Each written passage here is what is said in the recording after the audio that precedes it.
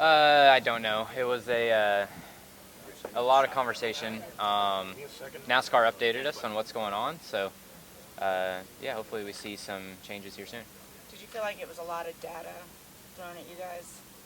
We honestly didn't really get through that much data. It was just a lot of open conversation. Okay. Of the data you saw, what did you think? I mean, the screen that they showed us, they have made improvements with the rear impact, so that's a good step in the right direction.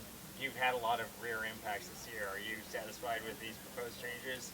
I don't know. I won't know until I get the updated pieces and have another incident like that. But by the paper that they showed us, it should be directionally better.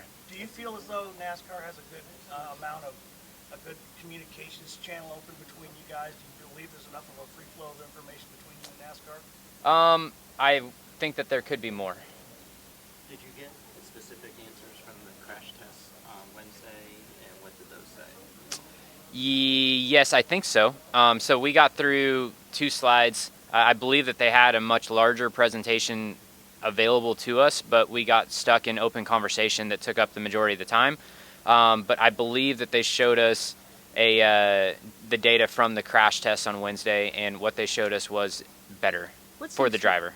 What seems to be the main concerns or complaints, or, you know, it sounded like it turned into a bitch section and then they got down to brass tacks.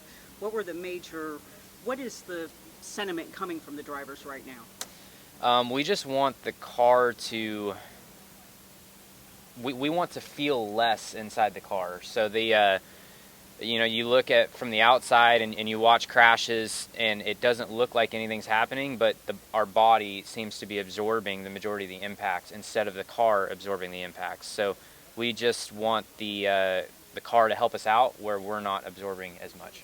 I think it's a situation where the sections are just so strong by themselves that you add it up collectively and you get something that's a lot more rigid than it should be. Yeah, I mean, definitely the car is a lot stiffer and more solid than last year's car, which is why we're in this position. Christopher, they mentioned, and you referenced that just couldn't get through everything, and I think there was a conversation maybe even meeting again tomorrow. Is that something that you guys are looking at, or what to do? Is it soon, or need another meeting at some point? Yeah, I mean, I'm not the spokesperson for the drivers, but there is no meeting scheduled in the near future that I'm aware of. How would you care? Have another one?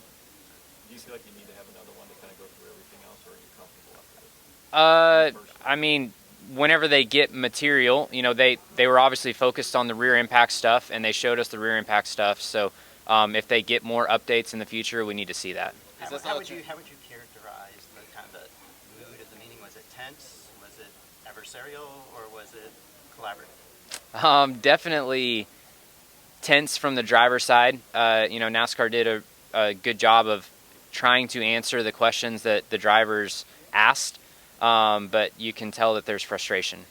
Is this changing how you race any, especially in a must-win situation this weekend? No. How do you approach this weekend behind the wheel? Obviously, it seems like you guys are in a must-win situation. So, how do you approach this weekend events?